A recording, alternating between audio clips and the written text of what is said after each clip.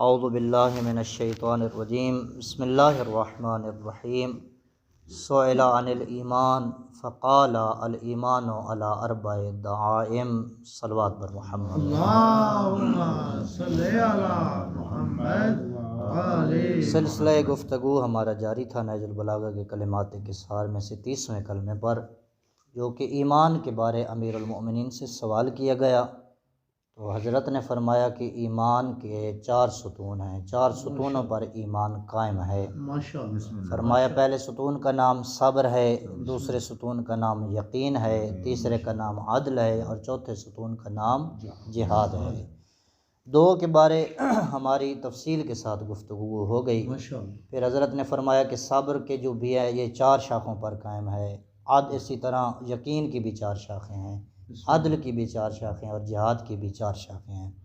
2 کے بارے ہماری مفصلاً گفتگو ہو گئی، صبر اور یقین کے بارے۔ آج ہماری گفتگو ہے عدل کے بارے۔ مولا فرماتے ہیں وَالْعَدْلُ مِنْهَا عَلَى 4 شُعَبٍ، فرماتے ہیں کہ عدل کی بھی 4 شاخیں ہیں۔ فرمایا علی غائص الفہم وغور العلم وزہرت الحکم ورسخاخت العلم، پہلی شاخ کا نام تہوں تک پہنچنے والی فکر، دوسری شاخ کا نام اور علمی گہرائی، تیسری شاخ کا نام فیصلے کی خوبی، چوتھی شاخ عدل کا فرمایا عقل کی بیداری۔ پھر مولا فرماتے ہیں فمن فہم علم غور العلم، جس نے غور و فکر کیا وہ علم کی گہرائیوں سے آشنا ہو گیا۔ پھر مولا فرماتے ہیں وَمَنْ عَلِمَ غَوْرَ الْعِلْمِ صَدْرَ عَنْ شَرَائِعِ الْحُکْم، اور جو علم کی گہرائیوں میں اترا وہ فیصلوں کے سرچشموں سے سیراب ہو گیا۔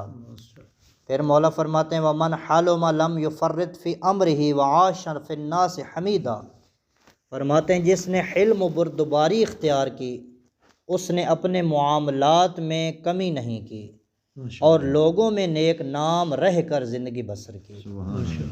اب یہاں اس عبارت جو عدل کے بارے عبارت ہے، اس میں کچھ مشکل الفاظ ہیں، وہ کیونکہ یہ جو درس دیا جا رہا ہے اس میں کافی طلاب بھی شامل ہیں۔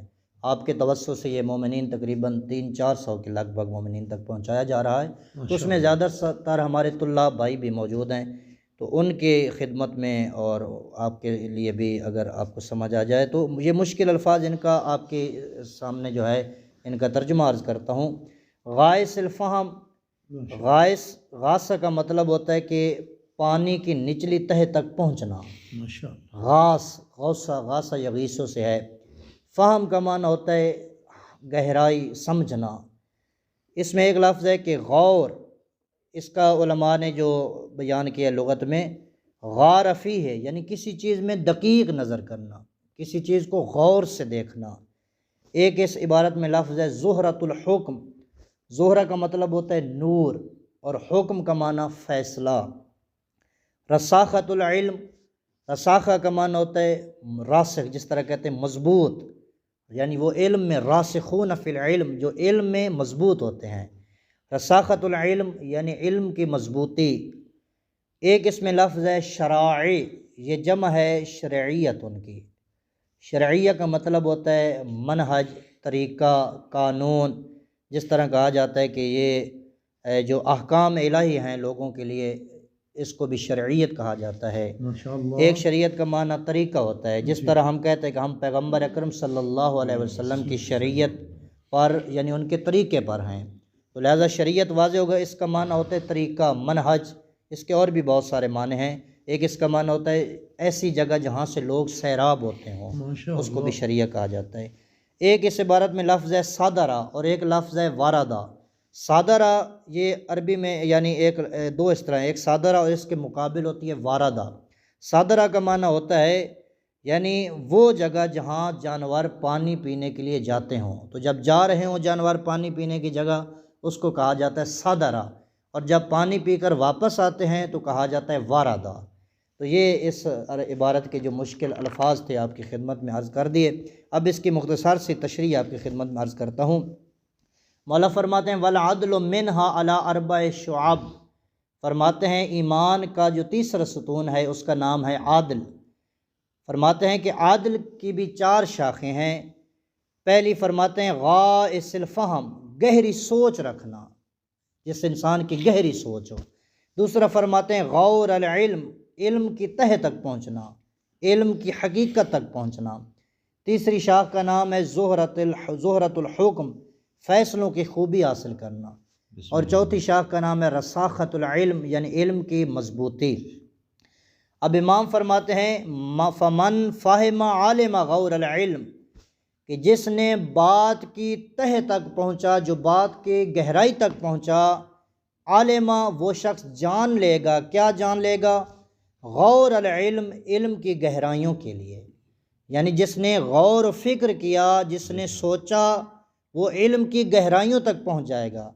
یعنی اگر تیری گہری سوچ ہوگی، امام فرماتے ہیں، تب تو علم کی گہرائیوں تک پہنچے گا۔ فمن فہم، اور جو سمجھ گیا، جیسا کہ اوپر عبارت میں غائص الفہم، جو سمجھ گیا، یعنی سرسری سمجھ جو معرفت نہ ہو، بلکہ غائص گہری سوچ ہو، امام فرماتے ہیں عالم غور العلم، اس کو علم کی گہرائیوں اور باریکیوں کا علم ہو جائے گا۔ یعنی جس نے گہری سوچ کی وہ علم کی گہرائیوں تک پہنچ جائے گا۔ جس نے سرسری چیز کو دیکھا وہ علم کی گہرائیوں تک نہیں پہنچے گا۔ جس نے گہری سوچ رکھی، جس نے سوچا، وہ کیا ہے؟ علم کی گہرائیوں تک پہنچ جائے گا۔ پھر امام فرماتے ہیں علم سے مراد کیا ہے یہاں پہ؟ صادر عن شرائع الحکم، فیصلوں کے سرچشموں سے سیراب ہو کر آئے گا۔ وہ جس نے گہری سوچ کی، وہ کیا ہے؟ اس نے یعنی چیز کو دقت سے دیکھا، تو وہ فیصلوں کے سرچشموں سے سیراب ہو کر آئے گا۔ کیونکہ یہاں پہ بات ہم نے عدل کی کرنی ہے، عدل یعنی انصاف۔ اب یہ سوال پیدا ہوتا ہے کہ فیصلے کیسے کیے جاتے ہیں؟ فیصلوں کا سرچشمہ کیا ہے؟ جو علم کی گہرائیوں کو جانے گا، وہ ان فیصلوں کے مبانی کے فیصلے کہاں سے کیے جاتے ہیں، اس کی بنیاد کیا ہے، اس سے سیراب ہو جائے گا۔ توجہ کر رہے ہیں مومنین؟ توجہ کرنا مومنین محترم، امام کا انتہائی کمال کا فرمان ہے۔ امام فرماتے ہیں جس نے گہری سوچ رکھی وہ علم کی گہرائیوں تک پہنچ جائے گا۔ جو علم کی گہرائیوں تک پہنچ جائے گا وہ فیصلے آسان کرے، وہ فیصلے قرآن و سنت کے مطابق کرے گا، وہ فیصلوں کے مبانی تک پہنچ جائے گا۔ اب یہاں پہ دیکھنا ہے کہ یہاں پہ امام عدل کی گفتگو کر رہے ہیں، قضاوت کے بارے گفتگو کر رہے ہیں۔ قضاوت ایک بہت مشکل امر ہے، قاضی بننا، جج بننا، جو فیصلے کرتا ہے۔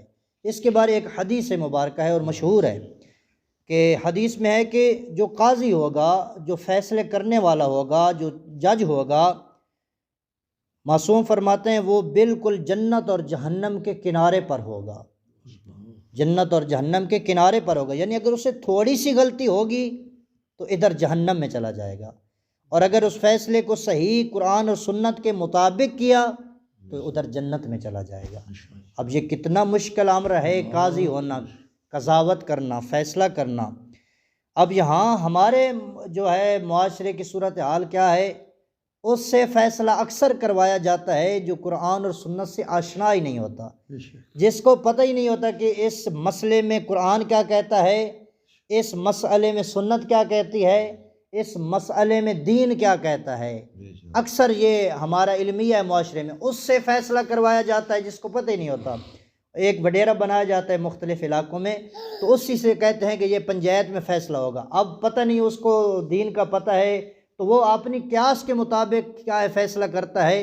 اور اکثر ہمارے علاقے میں، آپ کی بات نہیں کر رہا، ہمارے علاقے میں اکثر ایسے فیصلے ہوئے ہیں جو قاتل کوئی کرتا تھا اور الزام کسی پہ لگ جاتا تھا، چوری کسی نے کی، الزام کسی پہ اس وڈیرے نے لگا دیا، گناہ جرم کسی نے کیا، وڈیرے نے کہہ دیا کہ یہ مجرم ہے، الزام کسی پہ لگایا۔ تو یہاں پہ اس لیے مولا فرماتے ہیں کہ یہ جو قاضی ہوتا ہے، فیصلے کرنے والا ہوتا ہے، اس کے لیے بڑا مشکل امر ہوتا ہے، چاہے وہ قاضی ہو یا گھر میں ایک جج ہو جو گھر میں فیصلے کرنے والا ہوتا ہے، اس کو بھی فیصلوں میں دقت کرنی چاہیے، فیصلوں میں غور کرنا چاہیے۔ تو اب یہاں پہ ایک اور دو احادیث آپ کی خدمت میں عرض کرنا چاہتا ہوں۔ ایک درود بھیج لیں محمد وعلی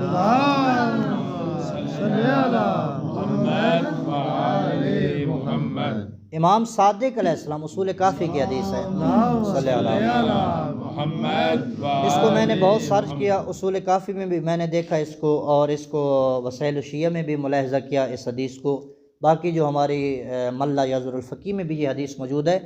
اور یہ حدیث کے راوی سلیمان بن خالد ہیں، وہ امام سے روایت کرتے ہیں کہ امام فرماتے ہیں اتقوا الحکومت، قاضی بننے سے، جج بننے سے، حاکم بننے سے اجتناب کرو، جج بننے سے امام فرماتے ہیں اجتناب کرو۔ کیوں؟ فَإِنَّ الْحَكُومَةَ إِنَّمَا هِيَ لِلْإِمَامِ الْعَالِمِ بِالْقَضَاءِ وَالْعَادِلِ فِي الْمُسْلِمِينَ لِلنَّبِيٍّ وَوَصِيِّ نَبِيٍّ۔ امام فرماتے ہیں اس لیے کہ یہ جو قضاوت ہے، یہ جو فیصلہ ہے، یہ خاص ہے امام کے لیے، اور ایسا امام جو عالم بالقضاء ہو، جو فیصلوں کو جانتا ہو، جو فیصلوں کو قرآن و سنت سے کر جانتا ہو، یا اس کے لیے ہے یا العادل فی المسلمین، یا مسلمانوں میں جو عادل ہو وہ قاضی بن سکتا ہے۔ لنبی، یہ قضاوت نبی کے لیے خاص ہے، او وصی نبی، یا نبی کے وصی کے لیے خاص ہے۔ ایک اور روایت امیر المؤمنین نے بھی ایک اشارہ کیا علیہ السلام نے، قاضی شریح کو امام نے فرمایا۔ قاضی شریح کی آپ تاریخ پڑھیے گا، ایک عجیب شخصیت ہے، عجیب، اس نے فتویٰ بھی دیا تھا، بعض علماء کہتے ہیں امام علیہ السلام کے قتل کا۔